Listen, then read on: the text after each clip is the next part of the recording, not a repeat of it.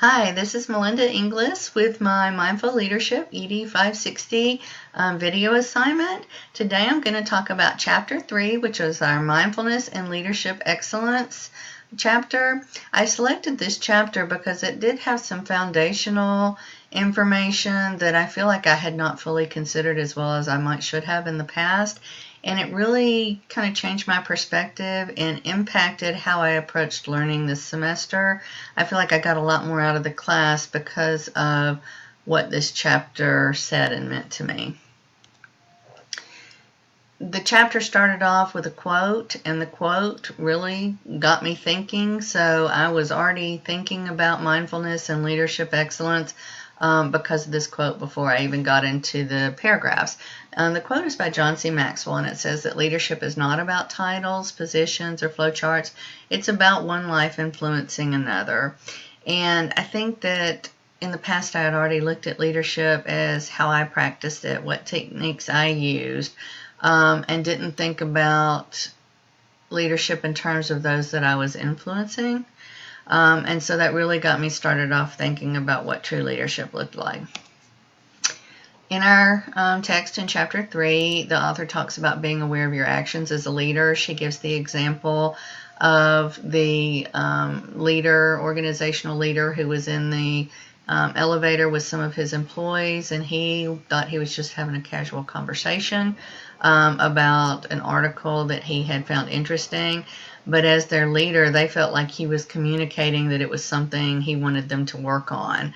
So it's really important as a leader that we consider our thoughts, our actions, and how and what we communicate, because the impact we have on those around us and on our organizations and on our students can be positive or negative. If we are not mindful about our leadership abilities and skills, we can miss opportunities because we're just not paying attention, and so we might miss something that somebody else throws out there that we could really do something with, or we can make mindless mistakes. We don't want to make mindless mistakes. We want to make mindful decisions, because the impact we have as a leader doesn't only impact our present, it can impact our future. So something that I do at work as a leader could have an impact on our organization 3 or 4 years down the road. So I need to really think carefully about things I say and decisions I make. We also talked in the chapter about what leadership excellence really is, and this struck home with me was when the author said that leadership excellence is just really bigger than hitting those numbers and getting your organizational desired results. It's having those leadership qualities and being able to use those leadership qualities. And she really talked about all of the traits and characteristics that defines leadership can be fully embodied in 2 capacities. And one of those capacities is the ability to connect with others. And another one is the ability to really initiate and guide change skillfully and purposefully.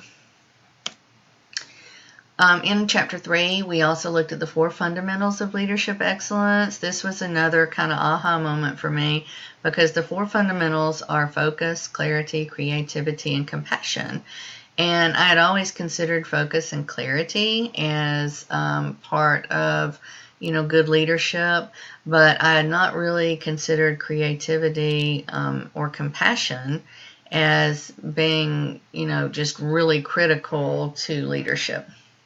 I'd always considered with compassion that, you need to be good to your employees and you need to take care of them. But we really looked in this chapter at the difference between what that means versus having true compassion. So the first fundamental we looked at was focus, and we found that some of the negatives of not having focus can be a loss of productivity. It can be the inability to be fully attentive, and it can cause us to lose connection with others. So we really want to get the positives in having focus in our mindful leadership practices. The positives are that if we have focus, we have a better awareness of when our focus is kind of falling off track or when it's waning.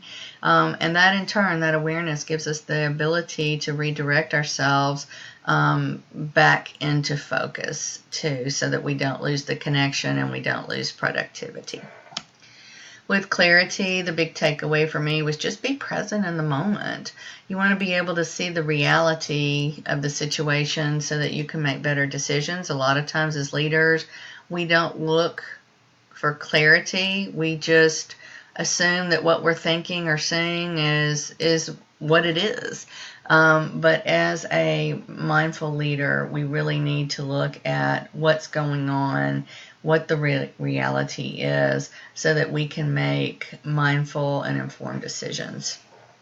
Be present in the moment was kind of how I summed it all up, because a lot of our activities really focused on being in the moment so that we could have more clarity and focus.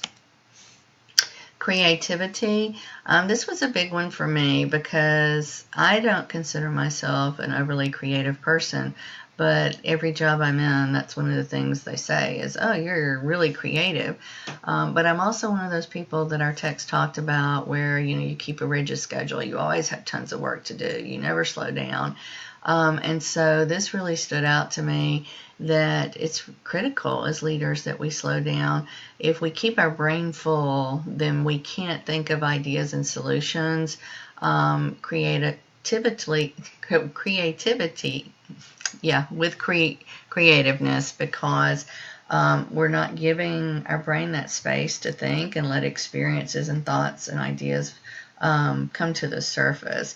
So creativity it's really important to slow down so that you can tap into your creative talents. And compassion, again, was the big one with me.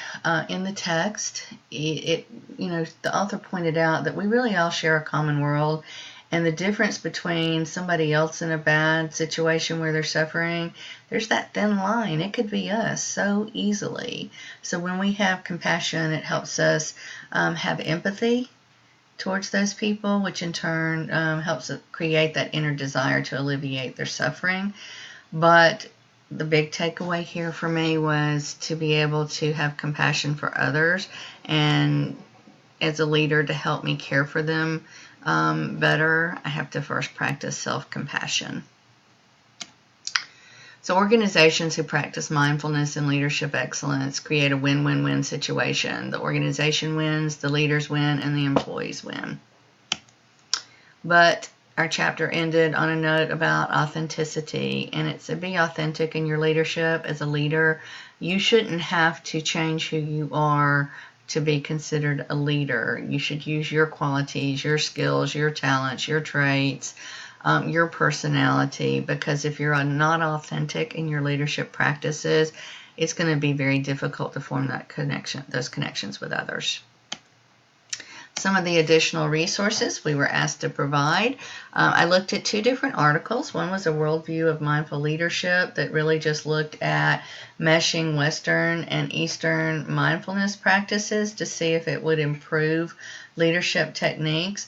A Harvard instructor teamed up with a Buddhist meditation master to work on this. And the key concepts that they were really focused on were that mindful people are more effective leaders, that people that have a low awareness, self-awareness, and low self-compassion often are not able to self-regulate, and being more self-aware and having self-compassion helps you to develop that authentic you.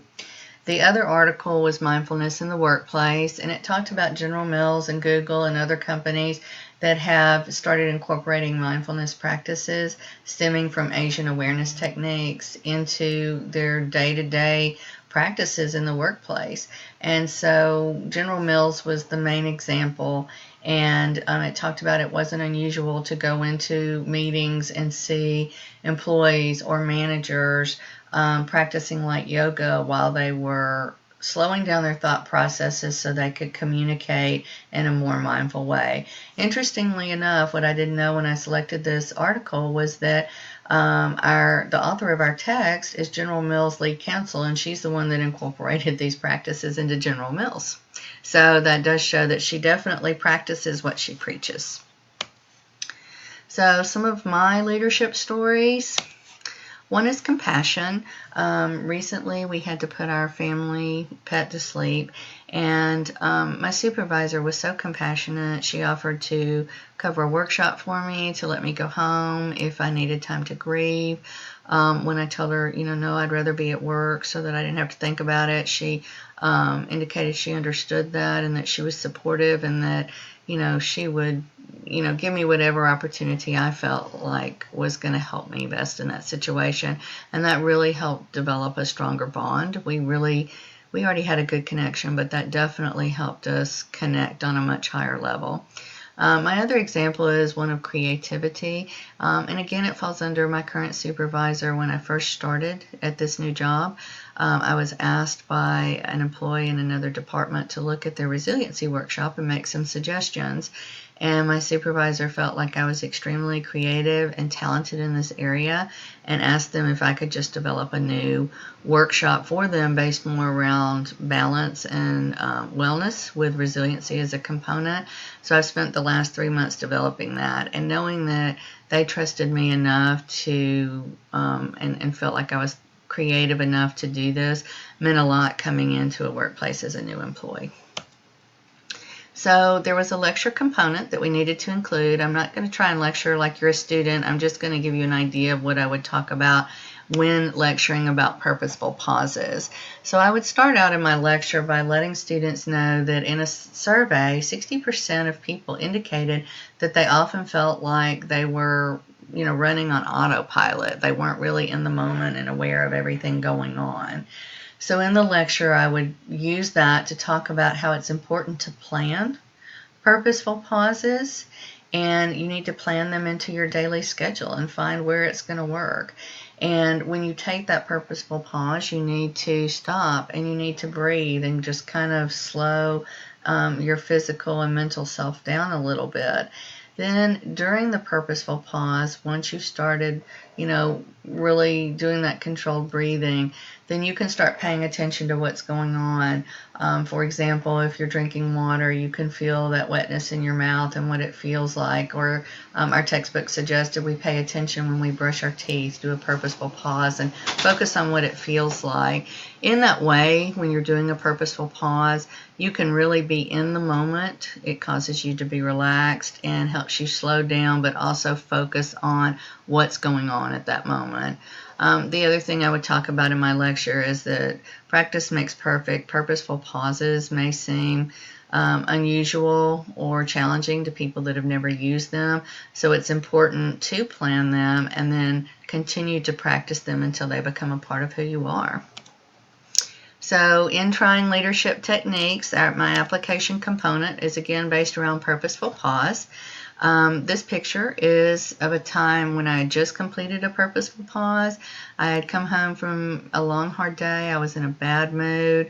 I just didn't feel good. I was mentally exhausted. So I went into a room in our house and I shut the door and I practiced my purposeful pause. I stopped and I slowed my breathing, was taking good deep breaths. I kind of felt what the surfaces felt like in the room and focused on what they looked like and what they felt like, and just took a few moments to only think about what I was touching and seeing. And you can see after I was finished how much better I felt. I was happy and relaxed after that.